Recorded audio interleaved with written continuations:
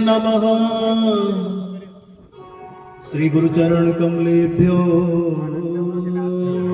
नमः।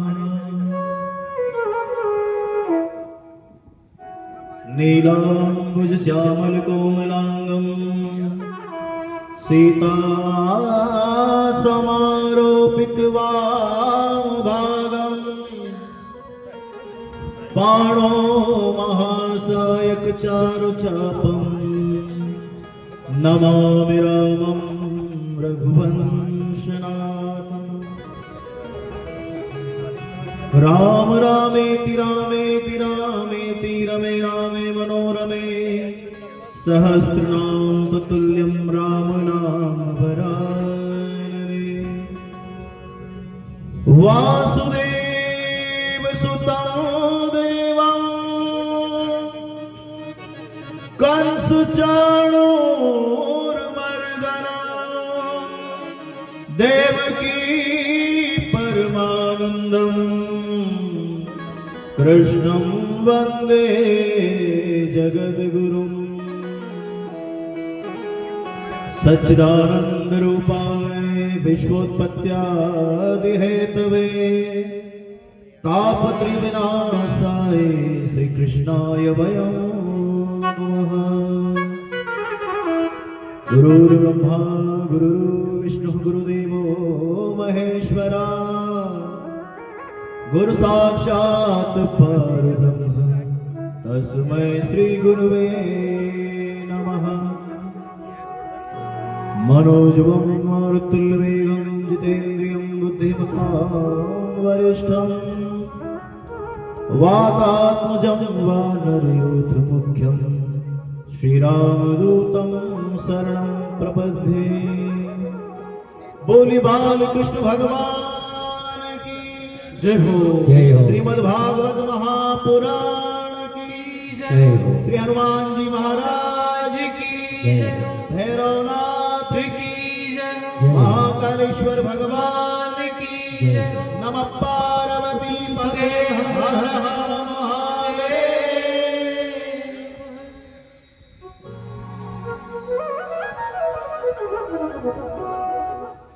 अकारण करुणा वर्णालय भगवान अनंत कोटि ब्रह्मांडों के स्वामी भक्तों के हृदय रूपी कमल पर विराजने वाले प्रभु श्री बाल मुकुंद के श्री चरणों में वंदन बार बार करते हुए सदगुरुदेव भगवान के चरण कमलों का ध्यान करते हुए भागवत कथा के परम रसिक श्री हनुमान जी महाराज के पावन चरणों का आश्रय लेते हुए यहाँ पर उपस्थित सभी श्रोता वृंद आप सभी को वंदन करते हुए पूज्य गुरुदेव जिनके माध्यम से यह मंगलमय कथा हम सबको प्राप्त हो रही है उन गुरुदेव के श्री चरणों को बार बार वंदन करते हुए आज हम सभी इस पतित पावनी जीवों का कलिकाल से उद्धार करने वाली और भगवान का प्रेम प्रदान करने वाली दिव्य कल्याणमयी कथा श्रीमद् भागवत महापुराण ज्ञान गंगा यज्ञ का चौथे दिवस की कथा का हम सभी श्रवण करेंगे। आइए उससे पूर्व भगवान के मंगलमय स्वरूप का ध्यान करते हुए उनके नाम का उच्चारण करें ताकि इस मंगलमय कथा का वाचन और श्रवण करने के योग्य हम सभी बने। भाव से आप सभी गाएंगे। जय राधा माधव जय कुंज बिहारी जय राधा माधव जय कुंज बिहारी जय राधा माधव जय कुंज। आइए भाव से जय गोपी जन वल्लभ जय गोपी जन वल्लभ जय गोपी जन वल्लभ यमुना नीर बलिहारी जय राधा माधव जय कुंज बिहारी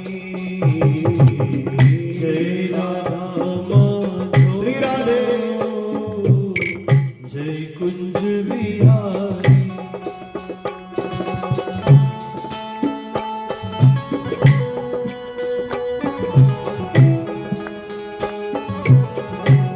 भाव से भगवान का नाम उच्चारण करें सभी।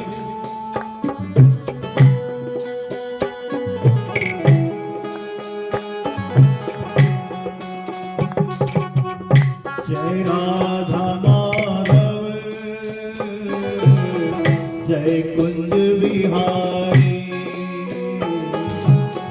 जय राधा माधव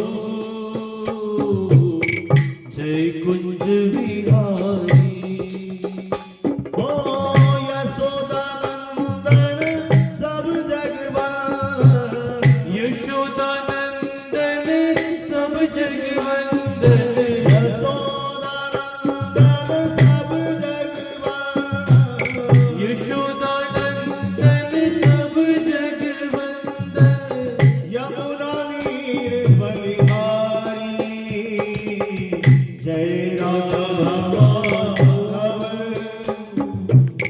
जय कुंज बिहारी जय राधा माधव जय कुंज बिहारी जय राधा माधव जय कुंज बिहारी ओ राधे राधे श्री राधे श्री राधे राधे ओ राधे राधे श्री राधे श्री राधे राधे ओ श्री राधे श्री राधे श्री राधे राधे ओ श्री राधे श्री राधे श्री राधे राधे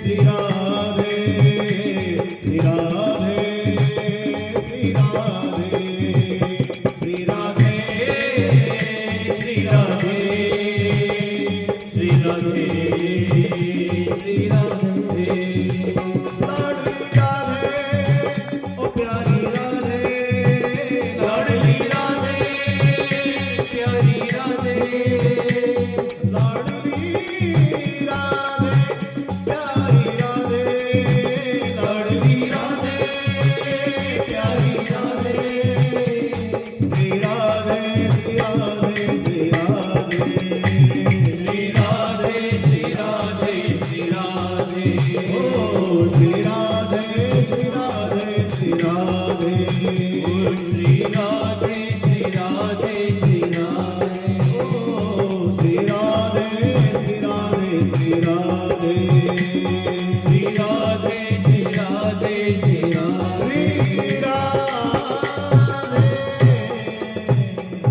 बोले राधे रानी सरकार माँ के बिहारी लाल श्रीमद् भागवत महापुराण सब संतन की सब भक्तन की मान सरोहर धाम की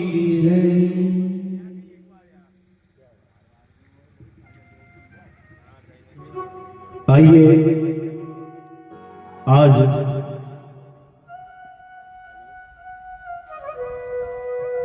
मंगलमय कथा का चतुर्थ दिवस और कथा में इस चौथे दिवस का बहुत महत्व होता है क्योंकि ये मध्य का है। एक संत ने बताया था मुझे एक बार कि जो बीच वाली चीज होती है, एक तो पहले वाली, एक आखिरी वाली और एक बीच वाली जो चीज होती है वो बहुत विशेष होती है, चाहे वो कुछ भी हो इस दुनिया में।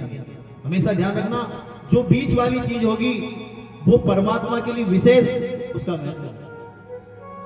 संत ने बताया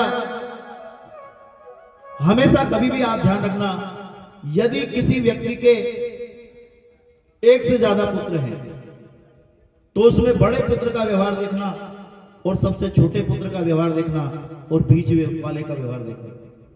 अधिकतर आप देखेंगे कि बीच वाला बड़े और छोटे की तुलना में उसका स्वभाव दोनों से अलग ही होगा। वो अधिकतर मधुर स्वभाव उसका देखने में आया है। वो बीच वाला बालक अधिकतर भगवान के मार्ग पर चलने वाला और भगवान का प्रेमी देखा गया है। और कभी कभी तो ऐसा भी देखने में आया है कि उस मध्य वाले बालक ने, संतति ने भगवान की इतनी भक्ति की, इतना गुणगान किया जीवन में कि उसके कारण उसके पूरे कुल का ही उद्धार हो गया। तो ये बीच का जो क्रम होता है, इसका भगवान ने बहुत महत्व बताया है।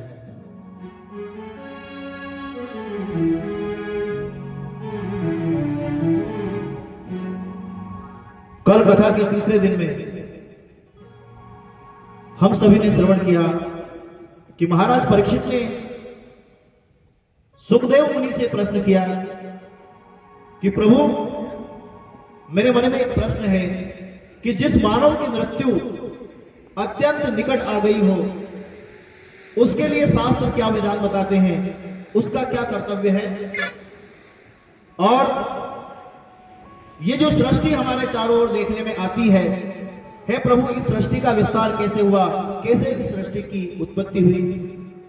महाराज परीक्षित के प्रश्न सुनकर और सुखदेव मुनि आनंद से भर गए। कल की कथा में हमने श्रवण किया था। क्यों आनंद से भर गए?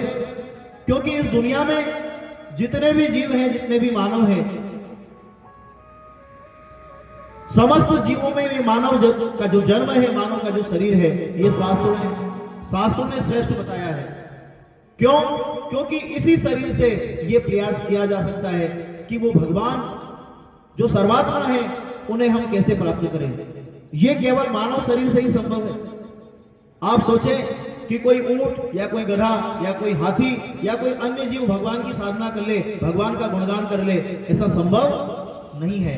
इसलिए गोस्वामी जी ने कहा, प्रथम दिवस भी मैंने कहा था, बड़े भाग मानस तनु पावा, सुर दुर्लभ सदग्रंथन गावा। रामायण में स्पष्ट लिखा है गोस्वामी जी ने।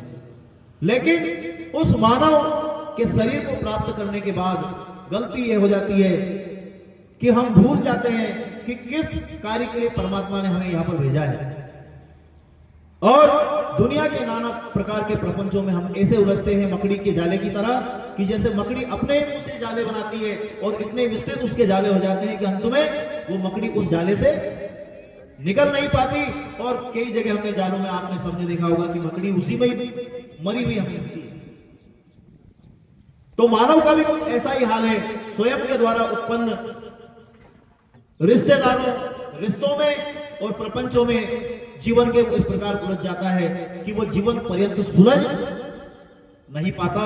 और अंत समय में जब उसे इस चीज का ज्ञान होता है, जब सब कुछ उसके हाथ से जा चुका होता है, फिर केवल पछतावा ही जीवन में शेष रह जाता है बंधुओं। इसलिए समय रहते इन शास्त्रों की बातों को हम समझ लें, संतों की बातों को समझ लें और भगवान की शरण ले लें, भगवान का नाम उच्चारण करना प्रारंभ कर दें। यही हमारे उद्धार का मूल कारण है। सुखदेव मुनि परीक्षित जी को समझा रहे हैं किस प्रकार भगवान आदि नारायण से ब्रह्मा और ब्रह्मा जी के कश्यप, मरीचि आदि, वशिष्ठ आदि मानस पुत्र हुए 10 और मनु और शत्रुपा जी का प्रादुर्भाव हुआ। और मनु और शत्रुपा की 5 संतानें हुई। आपने कल सुना था, उत्तानपाद प्रियव्रत 2 बालक और आकुति, देवहूति और प्रसूति 3 बालिकाएं स्वयंभू मनु और शत्रुपा की हुई। और जिनसे ही इस पूरी सृष्टि का संचालन हुआ। और जितने भी जीव इस धराधाम पर हमें दिखाई देते हैं, चाहे वो कीट पतंगे हो, चाहे वो कोई पशु हो, चाहे वो कोई जलचर हो, चाहे कोई आकाश में उड़ने वाले जीव हो या मानव, ये सभी उन मनु और शत्रुपा की संतानें हैं। और आप जानते हैं, हम लोगों का एक संबोधन होता है, हमें मनुष्य कहा जाता है। मनुष्य, ये मनुष्य शब्द हमें कहां से मिला? ये हमें मनु महाराज से ही मिला है। जो ब्रह्मा जी से उत्पन्न पहला जोड़ा था मनु और शत्रुपा, ये पूरी सृष्टि उनका ही पूरा प्रोडक्शन है, उनकी ही पूरी सृष्टि है। इसलिए मनु की संतान होने के कारण हम लोगों को मनुष्य कहा जाता है।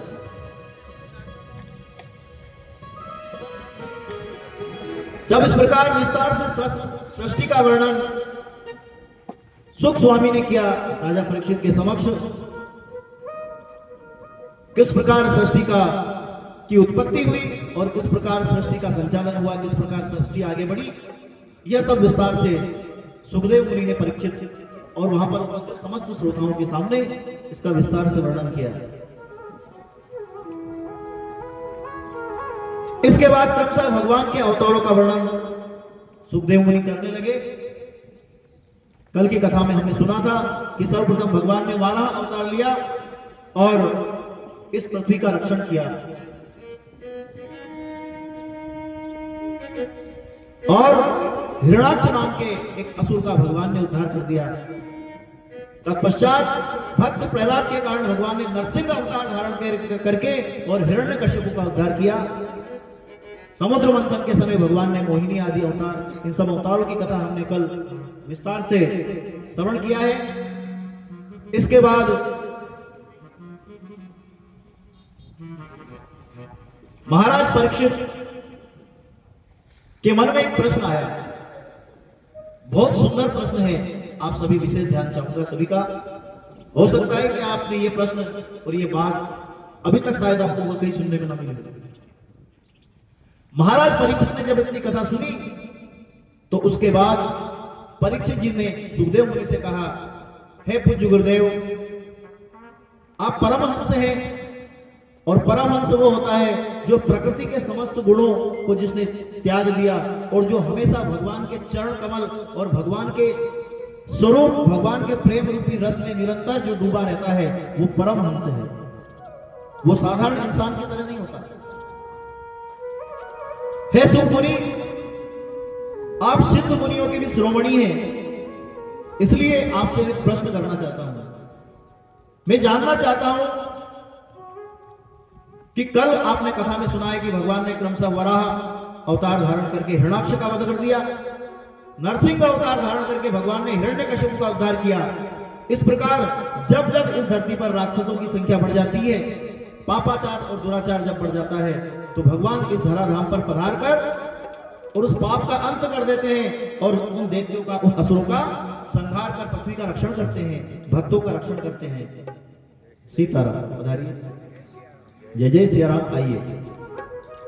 परीक्षित जी ने पूछा, महाराज ये बताइए कि आपने कल वर्णन किया कि ये जो राक्षस हैं, असुर हैं, ये भी भगवान से ही उत्पन्न हुए हैं। कल आपने अगर ध्यान दिया हो, आपको याद हो तो कल बताया था कि कश्यप ऋषि की 2 पत्नियां थी। कितनी? 2। एक का नाम दिति और एक का अदिति। अदिति से देवताओं की उत्पत्ति हुई और दिति से असुरों की उत्पत्ति हुई, राक्षसों की। ये सब उत्पन्न तो भगवान से ही हुए हैं। तो परीक्षित जी ने कहा कि जब ये सब राक्षस लोग भी भगवान से ही उत्पन्न होते हैं, तो फिर भगवान यहां इस धरती पर आकर राक्षसों का वध क्यों करते हैं और देवताओं का पक्ष क्यों लेते हैं भगवान? ये तो अलग बात हो गई। जब भगवान से ही राक्षस भी उत्पन्न होते हैं और भगवान से ही देवता भी उत्पन्न होते हैं, तो भगवान ये पक्षपात क्यों करते हैं? भगवान देवताओं को सहयोग क्यों करते हैं और भगवान असुरों का संहार क्यों करते हैं? जब परीक्षित जी ने इस प्रकार कहा, सुखदेव जी ने साधु साधु करके और परीक्षित के प्रश्न का बहुत स्वागत किया, और उस प्रश्न का 2 मिनट की कथा, उसके बाद 2 मिनट बस।